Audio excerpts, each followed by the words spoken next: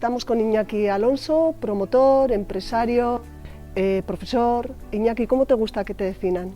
Bueno, fundamentalmente soy arquitecto y es la formación que hice. Luego, por el camino, me he ido convirtiendo o teniendo otros roles, otros gorros, ¿no? Una parte está muy relacionada con la consultoría, que es donde hemos desarrollado Ecómetro, que es la consultoría en temas de descarbonización y de ecología aplicada a la arquitectura. Y ahora el último rol que me he echado encima es el de promotor, porque después de intentar convencer a otros promotores que hay que generar otros modelos de vivienda, pues al final vimos que no les convencíamos y decidimos arrancar un proceso a través de Distrito Natural que está enfocado en la promoción de un producto muy específico que llamamos covivienda ecológica, es decir, incorporar toda la parte de cultura colaborativa en la vivienda y toda la parte de ecología en la vivienda, ¿no? En sus diferentes versiones, cohousing, co-living y diferentes nomenclaturas que vamos creando hoy en día. Me lo has puesto ahí, como dicen, a huevo, porque esas definiciones a veces pensamos que la gente las conoce, ¿no? Pero vamos a ir repasando un poco, ¿qué es el co-living? Bueno, yo te digo mi interpretación, porque ahora igual si preguntas a diferente gente, cada uno va sacando una interpretación. En la medida que surgen nuevos significantes, bueno, pues se les van asignando significados.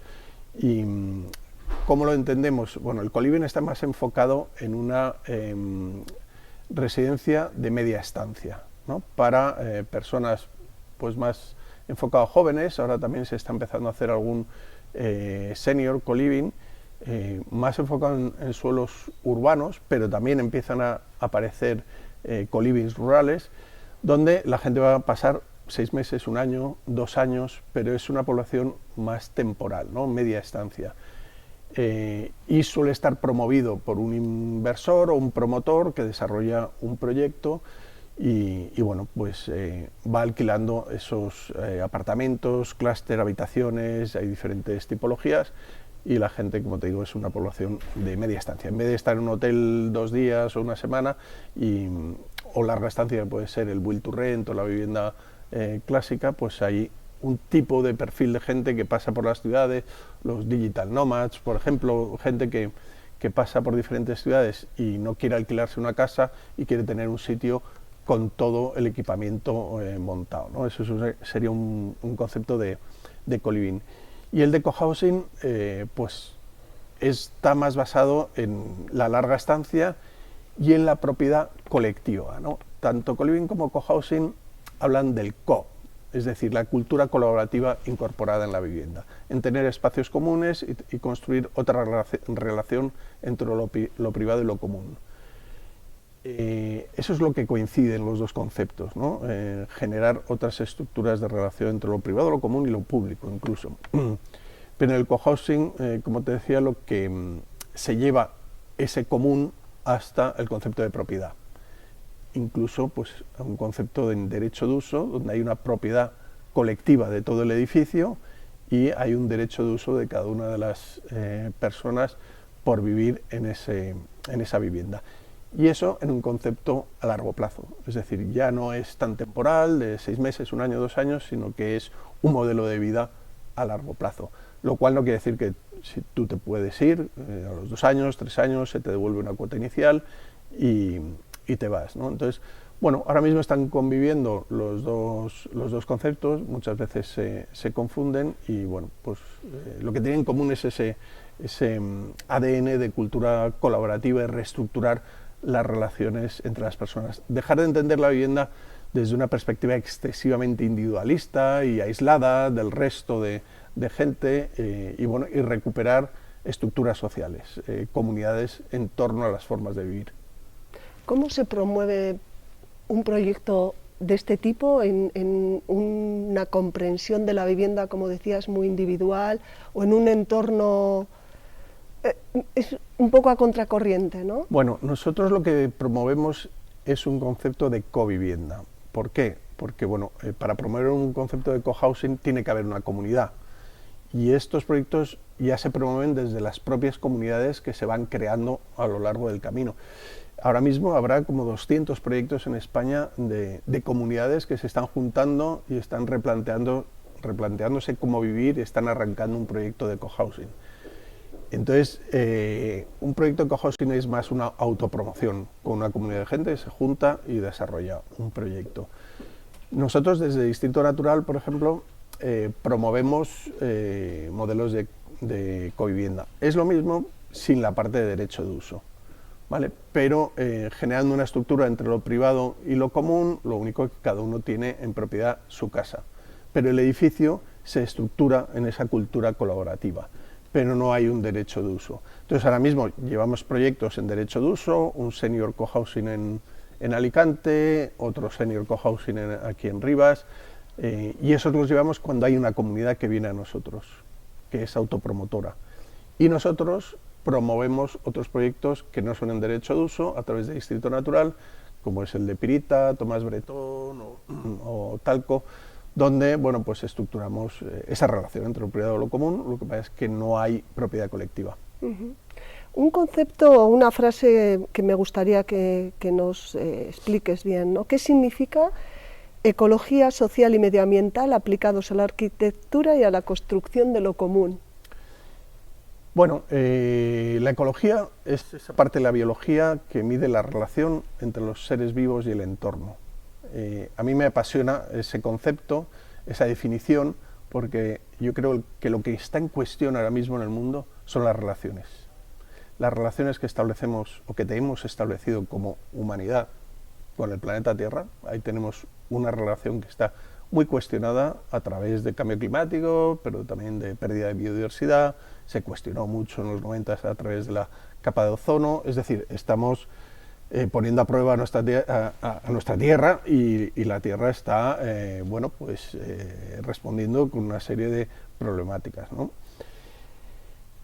Pero la otra parte que también está en cuestión son las relaciones entre las personas, ¿no? Hemos creado una sociedad hiperindividualista donde se han perdido las relaciones entre las personas, donde, por ejemplo, problemas como la soledad empiezan a ser problemas que afectan ya a un 10-12% de la sociedad, ¿no? La Organización Mundial de la Salud dice que es una de las pandemias del siglo XXI.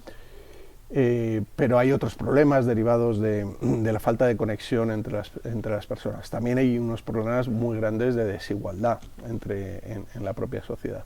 Entonces, de este concepto de ecología, como herramienta que mide esas relaciones, yo me encontré en los 90 con un libro que son las tres ecologías de Félix Guattari, donde hablaba de la ecología medioambiental, que puede ser la ecología clásica que todos entendemos en relación con el medio ambiente, de la ecología social, y ahí sí que hablaba de las relaciones entre las personas y cómo se estructura la sociedad humana, y luego hablaba de una tercera ecología que es la ecología subjetiva, que es la relación contigo mismo, la mental.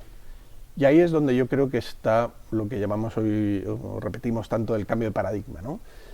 Esa capacidad de ponernos otras gafas y mirar el mundo de otra manera para construir otro mundo, para construir otras relaciones con el medio ambiente y otras relaciones entre las personas. Entonces, bueno, al final de lo mismo parecido habla la sostenibilidad en esa pata medioambiental, la parte social, y la sostenibilidad habla de la parte económica, ¿no? Pues esa parte económica también se está transformando, estamos construyendo otro tipo de relación con la economía, ¿no? Entonces, por eso hablo mucho de ecología social y ecología medioambiental, pero podríamos hablar de ecología económica, reconstruir las relaciones con el mundo de la economía. Lo estamos haciendo, hablamos cada día más de economía circular, economía colaborativa, economía feminista o la economía rosquilla, que hablan en Ámsterdam, o la economía del bien común, de Christian Felber. Es decir, estamos redefiniendo nuestra relación con la economía. Tenemos que pasar de esa visión de una economía que lo único que busca es maximizar el beneficio y generar cuantos más beneficios, pero las partes sociales y medioambientales se las deja al tercer sector. Ya vendrán las fundaciones y las diferentes asociaciones sin ánimo de lucro para resolver este problema, porque desde la perspectiva de economía clásica lo único que vamos a hacer es generar el máximo beneficio posible. Eso ya no vale, ¿no? esto ya está en cuestión y se está replanteando. Realmente todos estos conceptos, que por una parte, por lo que comentas, van de abajo hacia arriba y de arriba hacia abajo, ¿en qué proporción, cómo se están moviendo, cómo los estás percibiendo realmente en la sociedad, ¿no? Bueno, yo creo que hay un despertar de todos estos aspectos sociales y medioambientales y por otro lado hay una responsabilidad en el sector de la construcción, de la edificación, de la arquitectura en generar más oferta, ¿no? Y estamos en este momento en el que mucha gente dice, ya, pero no es lo que pide la gente, si la gente lo único que quiere es su casa. Y yo digo, ya, pero hay mucha otra gente que sí que está pidiendo esto. Empezamos a hablar de cohousing hace 20 años. Hace 2 años acabamos entre patios uno de los primeros proyectos de cohousing, el primero en Madrid, de los primeros en España, ¿no? Con Travensol, que empezó hace 5 o 6 años, con La Borda, que ayer le dieron el premio Mies van der Rohe, ¿no? Es decir, se está poniendo en valor estos modelos. Y ahora mismo hay en España unos 200 proyectos de gente que se está juntando y que quiere vivir de otra forma. ¿Y cuántos proyectos o cuánta oferta de proyectos de cohousing por parte de promotoras inmobiliarias hay? Muy poca, ¿no? Se están empezando a poner algunos proyectos de co-living, de senior co-living o senior cohousing, pero hay muy poca oferta, ¿no? Entonces estamos en ese debate. ¿Lo quiere la gente? ¿No lo quiere? ¿Le gusta? ¿No le gusta? ¿Le da miedo? Yo creo que hay un despertar muy grande, que la condición social es una condición humana de relacionarnos. Lo hemos hecho toda la vida, ¿no? O sea, que construimos un edificio con una corrala, pues es que hemos construido corralas todo el siglo XIX y parte del XX como una herramienta también de arquitectura social, ¿no? Y de comunicación y de tipología arquitectónica, pero también como una herramienta de arquitectura social, donde se produce mucha relación entre los vecinos. Me comentabas antes, ese es un punto muy interesante, ¿no? ¿Cómo cambia este tipo de vivienda, este tipo de concepto, tu forma de vivir con los demás, con tu ciudad, con tu edificio, con tu alimentación? ¿Cuántas aristas hay ahí, no? Bueno, un edificio pensado desde esta perspectiva colaborativa y ecológica puede transformar, o transforma, de hecho, la forma de vivir. Es decir, ya no es solo el diseño como ese espacio físico o ese contenedor que puede ser más sostenible, gastar menos energía, sino que esta manera de entender la vivienda desde la perspectiva colaborativa y la construcción de lo común es capaz de transformar, por ejemplo, cómo te alimentas, que vengan un grupo de consumo de comida ecológica una vez a la semana a tu edificio y te traiga comida ecológica directamente productor a consumidor sin ningún tipo de envase, está repercutiendo en los residuos, está repercutiendo en la calidad de la alimentación ecológica y está repercutiendo en todo el sistema alimentario y las diferentes cadenas de distribución, ¿no? y de favorecer una serie de productores que están alineados con el ADN del proyecto. Pero es que luego tienes otro proveedor que te trae productos de limpieza ecológicos que no tienen contaminantes químicos. Todos sabemos que la química es uno de los grandes problemas de nuestra sociedad. Después de la revolución industrial hemos inventado más de 100.000 sustancias químicas, no todas son tóxicas, habrá 10, 15.000 sustancias tóxicas y muchas de esa toxicidad están en los productos de limpieza que utilizamos en un edificio. Si tenemos una empresa que viene y nos rellena unos recipientes, estamos transformando la relación con un sector muy grande que es el sector de la limpieza. Pero si hacemos un edificio que además es productor de energía, estamos transformando nuestra relación con la energía en un contexto donde sabemos que la energía es un problema ya hoy en día y cada vez va a ser más problema, ¿no? Porque hay un peak oil, porque hay un conflicto internacional, porque hay un agotamiento de recursos fósiles y luego porque va a haber una penalización de los recursos fósiles cada vez mayor en impuestos de carbono y en unos temas que están afectando al cambio climático. Por lo tanto, hacer un edificio que solo depende de energías renovables y es productor de energía cambia tu relación con la energía.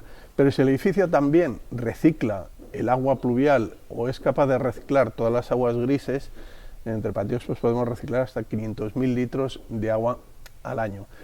Recoger el agua de la ducha para hacerle un pretratamiento e introducirla en el inodoro o en el riego del edificio cambia radicalmente tu relación con el agua. Pero si el edificio también es capaz de generar o fomentar que hagas un transporte sostenible, es decir, que tengas una bici eléctrica que la puedas aparcar con la misma facilidad que aparcas un coche, es decir, no te tengas que subir con la bici a cuestas en el ascensor, meterla en tu casa, en el pasillo, que no te cabe, sino que puedas llegar al garaje, puedas dejar la bici candada si quieres, la puedas enchufar.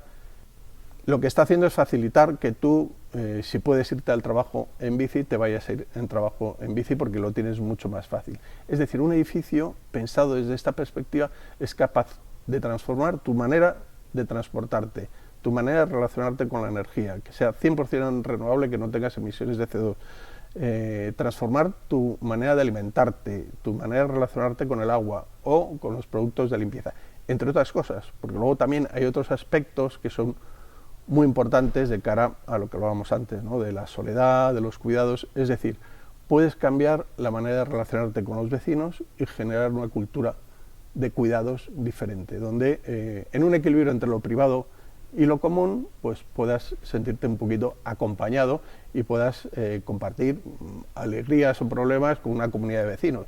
Que te falta un día una docena de huevos o media docena de huevos, que se la puedas pedir al vecino, ¿no? Esto de que ya no podamos pedir ni la sal porque no conocemos a quien tenemos al lado es un problema, ¿no? Entonces, esta infraestructura, que es un edificio de viviendas, tiene la capacidad de transformar modelos de vivir. Como neófita, ¿no? Que vives en una casa totalmente diferente, ¿cómo se gestiona todo eso? Porque es el antes, el durante y el después, ¿no? Antes me imagino que ya tiene que haber un interés común, pero en el durante surgen dificultades, alguien tiene que gestionar. Sí. ¿Cómo se...? Porque es muy diferente a un administrador de fincas que llega, hace la reunión, la comunidad de vecinos y se acabó. Sí, es muy diferente. Y de hecho aquí prácticamente se tienen que transformar todos los roles que hay en torno a un proyecto de cohousing. El arquitecto ya no es simplemente un arquitecto, es un arquitecto facilitador y ecologista. El aparejador también. El gestor ya no solo es un gestor de cooperativas, sino que tiene que ser un gestor facilitador. Es decir, y el administrador de fincas, luego cuando se acabe el proyecto, también tiene que saber acompañar a la comunidad en la toma de decisiones, ¿no? Y en todo esto hemos evolucionado muchísimo y hemos aprendido de las ciencias sociales, de ciertas dinámicas sociales que hemos ido incorporando con diferentes metodologías, ¿no? La sociocracia, bueno, hay un montón de metodologías para acompañar a los grupos en las tomas de decisiones, evitando pues un asamblearismo clásico que ya hemos visto que no funciona y que hay que generar otro tipo de dinámicas sociales para ir tomando decisiones. Entonces aquí hemos aprendido mucho durante los últimos años y se trata de facilitar bien una reunión, haciéndolo pues de una manera estructurada, metodológica y donde podamos acompañar al grupo en la toma de decisiones. Los proyectos tienen esta complejidad y y este valor. También es una carga en cuanto a tiempo y economía. Es decir, son proyectos que son un poco más lentos porque si no pregunto a nadie y yo como arquitecto lo diseño, lo hago y lo pongo en el mercado, pues es mucho más fácil, ¿no? Si yo cojo una comunidad y empiezo a trabajar con una comunidad de cohousing y les pregunto cómo quieren transportarse, cómo quieren que sea esa relación entre lo privado y lo común, pues lleva un poquito más de tiempo, ¿no? Pero le da esa parte de empoderamiento por parte de la comunidad también del proyecto. Ya no es solo el proyecto del arquitecto, sino que es el proyecto de la comunidad. Es tu proyecto, ¿no? Y eso yo creo que tiene mucho valor a lo largo del tiempo, en cuanto a cómo cuidas el edificio, cómo cuidas los espacios comunes, cómo lo haces tuyo. Ahora vivimos en edificios donde compramos una casa y el espacio privado lo cuidamos. El espacio común parece que no es nuestro, ¿no? Cuando desarrollas un proceso de este tipo, el espacio común es suyo también y lo cuidan. Me gusta mucho ver cómo entre patios pues se va cuidando, uno pone una plantita, otro pone un cuadro, otro no sé qué, en las escaleras, que también pasa en otros proyectos convencionales, ¿no? Siempre hay algún vecino que le gusta cuidar ese espacio, ese patio que está ahí un poco desangelado y le pone una serie de plantas, ¿no? Pues en la medida que las comunidades se empoderan del proceso y hacen suyo el edificio, ya no es suya solo la vivienda, es suyo el edificio, y hay un cambio radical. Yo creo que hemos perdido a lo largo de todos estos años un espacio que tiene muchísimo valor, que es ese espacio que hay entre la puerta de la calle y la puerta de cada vivienda. Es un espacio que no se ha cuidado, no se le ha aplicado diseño, bueno, ha sido un espacio fundamentalmente de tránsito y un poco abandonado, ¿no?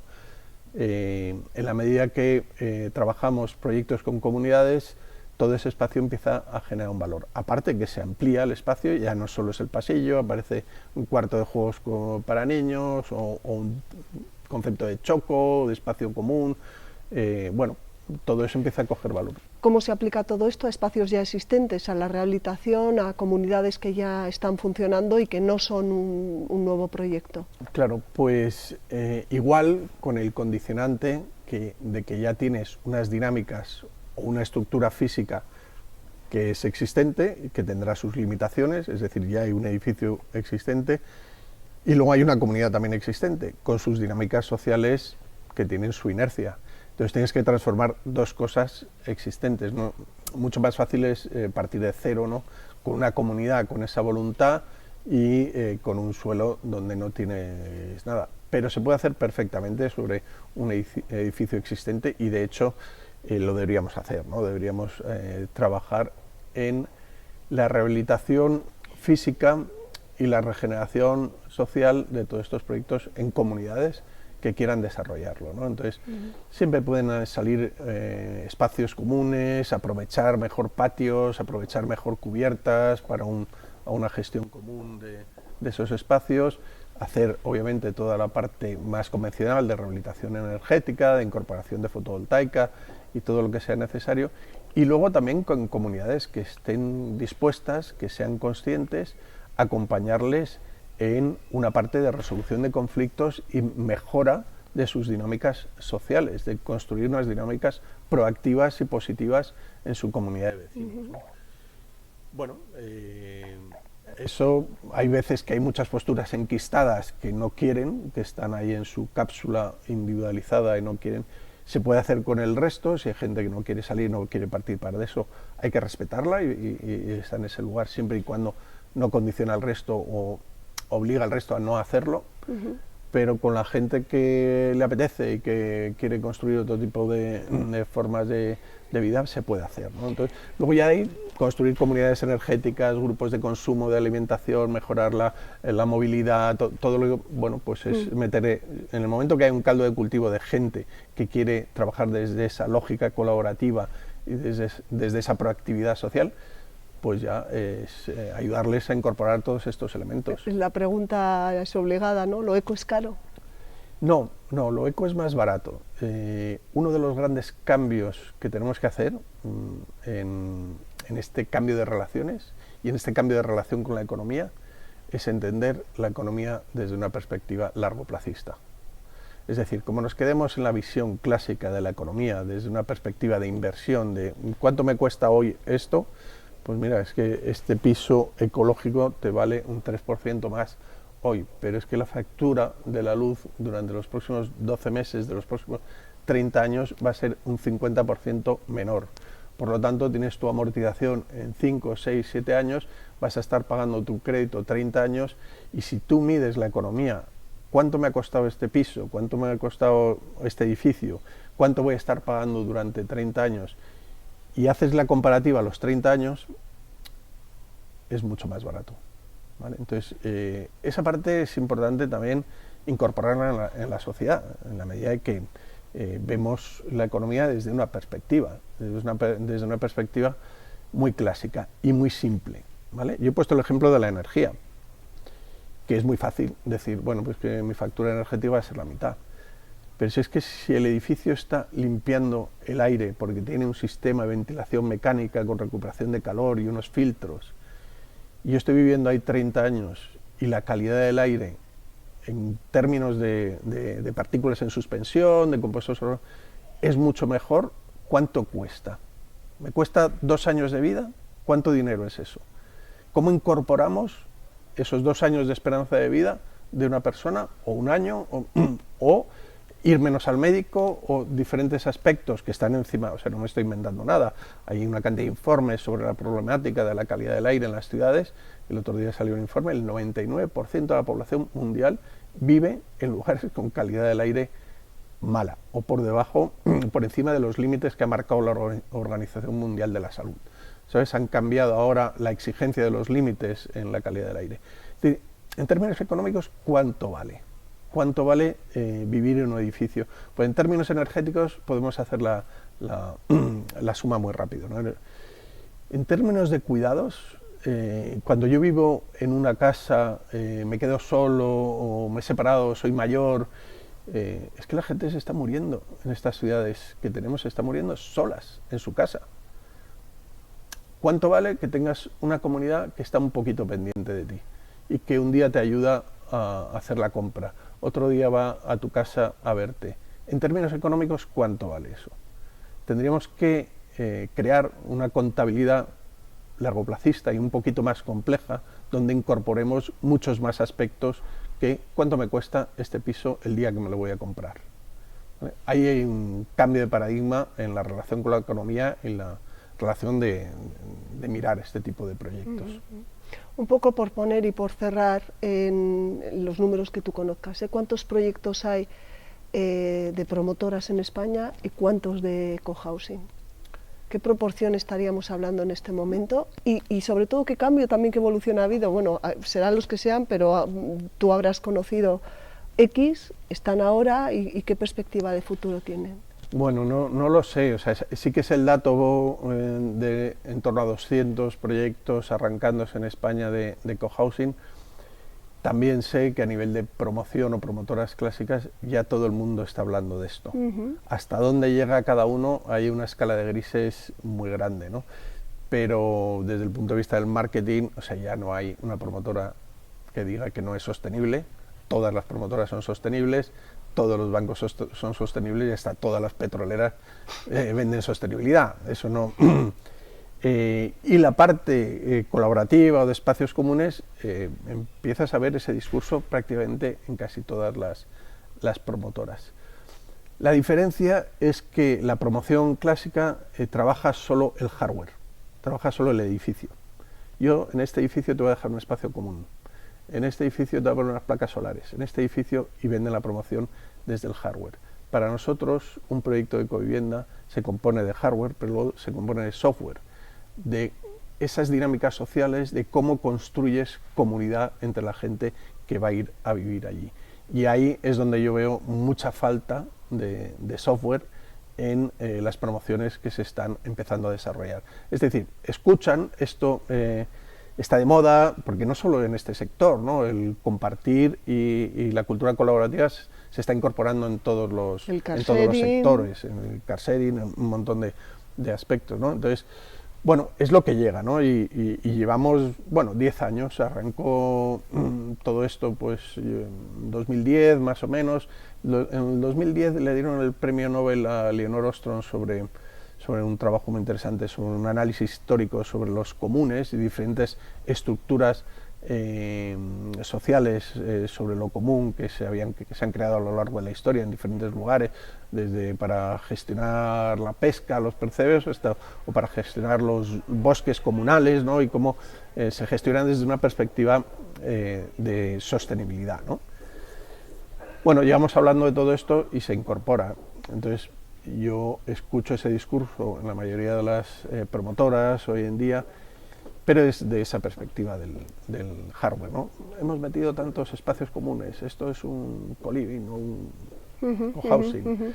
Te empiezas a encontrar que empiezan a salir cohousing como champiñones por todos los sitios. Luego escarbas un poquito y ves que fundamentalmente que no hay comunidad todavía. Es una operación de marketing muy enfocada desde esta perspectiva, pero venden el producto, pero luego no se preocupan en construir comunidad o no construir comunidad, porque al final sigue siendo pues un producto puramente inmobiliario, ¿no? Nosotros decimos que no construimos edificios, que construimos comunidades. Claro. Es decir, para nosotros es muy importante toda esa parte del software y de cómo gestionar esa comunidad, desde cómo van entrando, cómo vamos construyendo todas las reuniones, cómo vamos generando ventanas de participación que llamamos para que la gente vaya tomando decisiones y cómo vamos introduciendo dinámicas sociales para que la gente se vaya conociendo entre sí y se vaya empoderando con el proyecto. Pues seguiremos dando información del proyecto y del cohousing en su globalidad. Así que muchas gracias, Iñaki. Muchas gracias a ti, Maite, y a Calor y Frío por esta oportunidad.